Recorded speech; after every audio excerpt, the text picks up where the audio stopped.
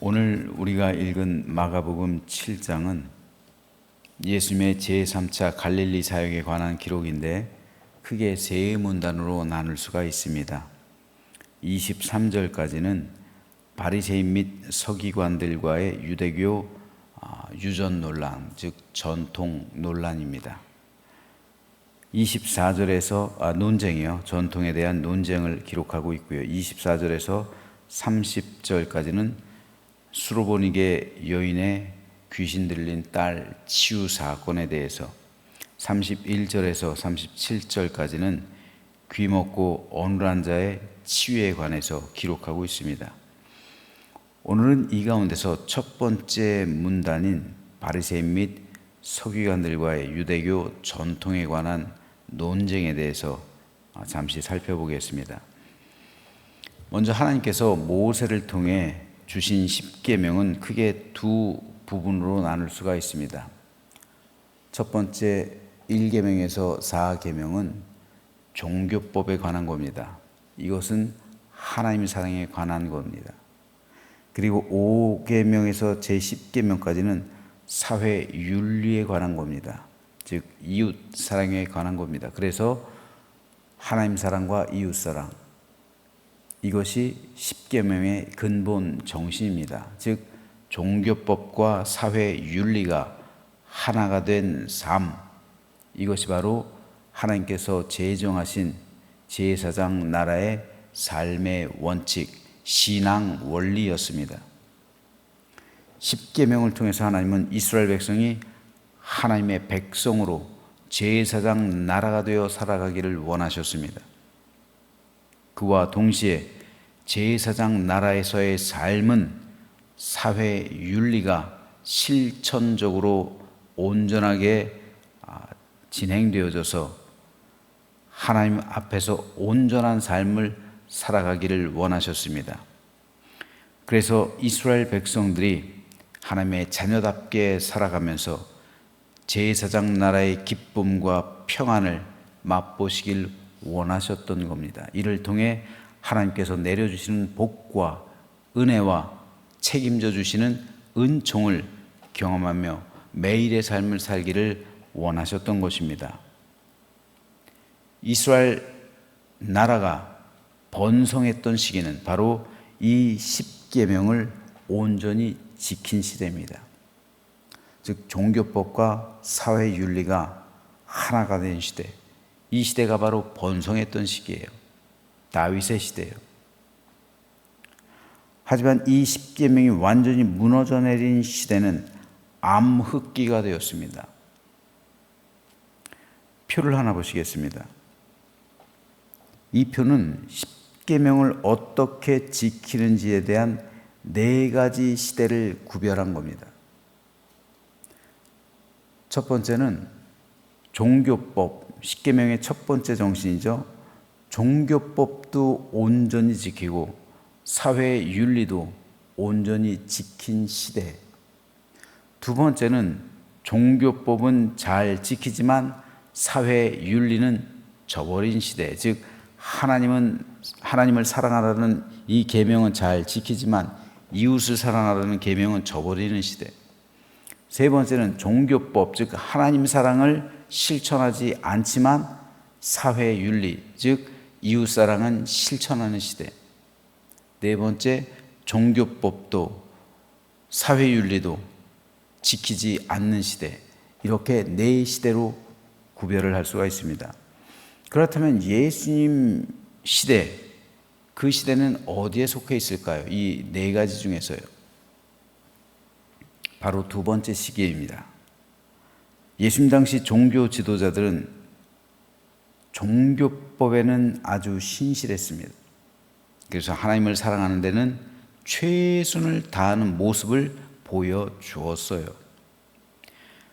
하지만 사회 윤리, 즉 이웃을 사랑하는 문제에 대해서는 완전히 무너져 내린 시대였습니다. 왜 예수님께서 바리새인을 비롯한 종교 지도자들 그토록 책망하셨을까요? 왜 세례 요한이 그들 가리켜 독사의 자식들이라고 말을 하면서 비난했을까요? 바로 그들이 십계명의 또 다른 계명, 또 다른 정신인 사회윤리, 즉 이웃사랑을 실천하지 않고 있었기 때문에 이 두 계명이 부조화를 이루었습니다. 예수님 당시 종교 지도자들은 하나님을 섬긴다는 명분으로 이웃에게 고통을 주고 사람에게 상처를 주고 있으면서도 이것에 대해 죄의식조차 느끼지 않았어요. 그뿐 아니라 백성에게 잘못된 길을 가르쳤기 때문에 주님은 그들의 잘못을 심하게 책망하셨던 겁니다. 오늘 본문에서도 예수님께서 말씀하시고 있는 것이 바로 이겁니다. 주님은 종교법을 이용해서 사회 윤리를 파괴하고 있는 잘못을 지적하는 거예요. 그리고 이것은 오늘 우리 그리스도인들에게도 아주 중요한 말씀입니다. 십계명은 종교법과 사회 윤리가 하나가 되어 비로소 완성되는 겁니다. 그런데 종교법을 따르기 위해 사회 윤리를 저버리는 사람들이 오늘날에도 있어요. 하나님을 섬기기 위해 가정을 버리고 남편을 버리고 아내를 버리고 부모를 버리고 자식을 버리는 사람들이 있어요. 이렇게 종교법으로 인해 사회 윤리를 저버리는 믿음을 맹신 혹은 광신이라고 하는 거예요. 그 믿음을 가진 사람을 광신도라고 하는 겁니다. 엄밀히 말해서 이단들은 모두 광신도들이라 할 수 있는 거예요. 잘못된 교훈을 맹신하고 거기에 목숨 걸기 때문에 광신도가 되고 마는 거예요. 이렇게 종교법과 사회윤리, 하나님의 사랑과 이웃사랑이 일치하지 못하는 믿음은 부조화를 가지고 옵니다. 불일치하게 됩니다. 그러니까 샬롬이 깨져버리는 거예요. 하나님께서 주시는 평강, 하나님께서 주시는 은혜, 하나님께서 주시는 축복, 하나님께서 주시는 평안한 안식이 다 깨져버리는 겁니다. 그 삶 속에서, 그 영혼 속에서 깨져버리는 거예요. 이런 믿음은, 이런 부조화를 가져오는 믿음은 사람을 살리는 게 아니라 사람을 죽이는 종교가 되는 거예요. 이단들의 폐해가 그거잖아요. 신천지 보세요. 다른 이단들 보세요. 지금도 수많은 이런 이단들에 빠져서 가정이 무너지고 있어요. 바울은 믿는 여자에게 만일 믿지 않는 남편이 있는데 너와 살기를 원한다면 그 남편 버리지 말라고 권면합니다. 하나님을 섬기기 위해 남편을 버리는 것이 아니라 하나님을 섬기기 때문에 남편을 용납하고 사랑하는 믿음이 진실한 믿음이에요. 그래서 그 남편을 구원하기 위해서 최선을 다하는 믿음이 하나님 보실 때 옳은 믿음입니다. 따라서 하나님을 섬기기 위해 가정을 버리는 게 아니라 하나님을 섬기기 때문에 가정에 더 충실한 믿음이 하나님께서 우리에게 원하시는 믿음이고 참되고 바르고 좋은 믿음입니다. 그렇다면 오늘 우리 시대는 과연 어떤 믿음을 가지고 있는 시대일까요? 어떤 사회를 이루고 있을까요? 이 도표 가운데 지금 우리가 살아가고 있는 이 현 세대는 어떤 시대일까요? 예수님의 시대는 두 번째 시대였어요. 다윗의 시대요? 첫 번째 시대였죠. 여로보암의 시대요? 네 번째 시대예요. 그렇다면 오늘 우리들 어떤 시대일까요? 우리 한국교회는 어떤 시대일까요? 미국이라든지 유럽 같은 국가는 제가 볼 때 지금 세 번째예요.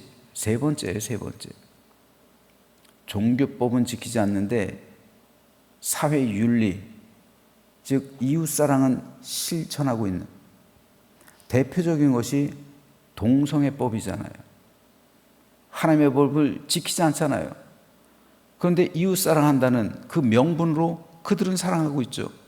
그리고 그것을 따라가고 있어요. 그럼 우리 사회는요? 첫 번째는 분명히 아닐 겁니다. 제 생각엔 글쎄요, 조심스럽지만 두 번째에서 지금 네 번째로 가고 있는 단계에 있어요. 두 번째에서 지금 네 번째로 가고 있다니까요. 다시 말해서 첫 번째 시대는 번성하는 시대예요. 즉 교회가 부흥하고 성장한단 말이에요. 지금 교회가 부흥하고 성장합니까? 그렇지 않죠. 그럼 지금 두 번째 시대예요. 두 번째 시대는 교회가 쇠락하는 시대. 네 번째 시대는 교회가 타락한 시대. 지금 우리 한국 교회는 쇠락하는 시기에서 타락하는 시대를 향해 달려가고 있단 말이에요. 우리가 이 진단을 내려야죠. 어쩌면 두 번째 시대에서 세 번째 시대를 거쳐서 네 번째 시대로 갈 수가 있어요.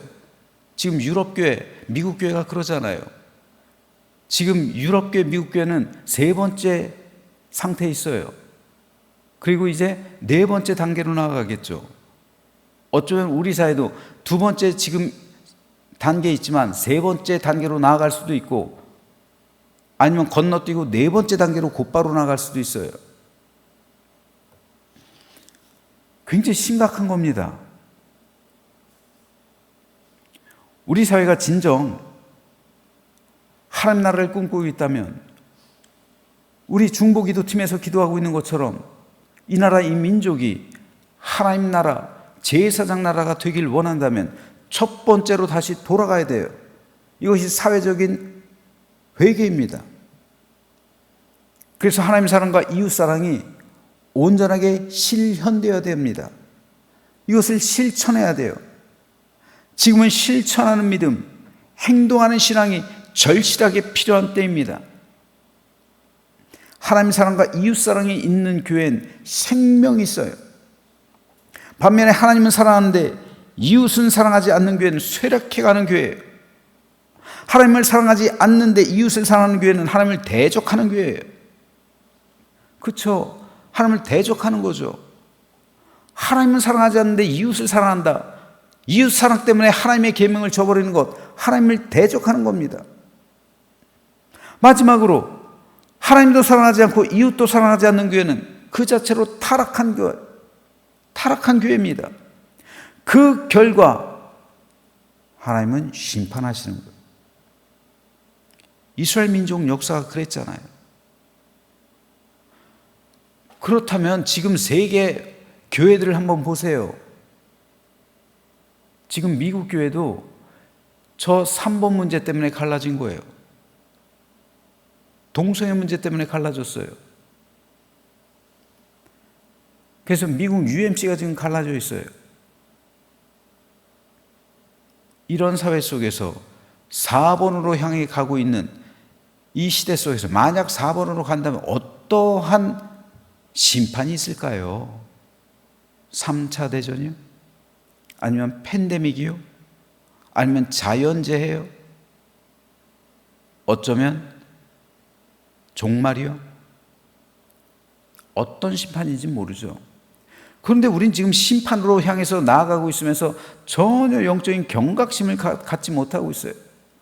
하나님의 심판이 아닌 하나님께서 함께 하시는 믿음의 삶, 하나님께서 원하시는 삶은 1번으로 다시 회개해야 되는 거예요. 이것을 위해서 우리는 기도해야 되는 거예요. 중보기도팀은 이걸 위해서 기도하는 겁니다.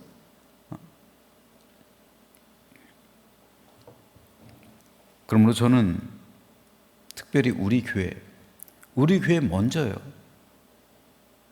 첫 번째 시기, 하나님을 사랑하고 이웃을 사랑하는 시기.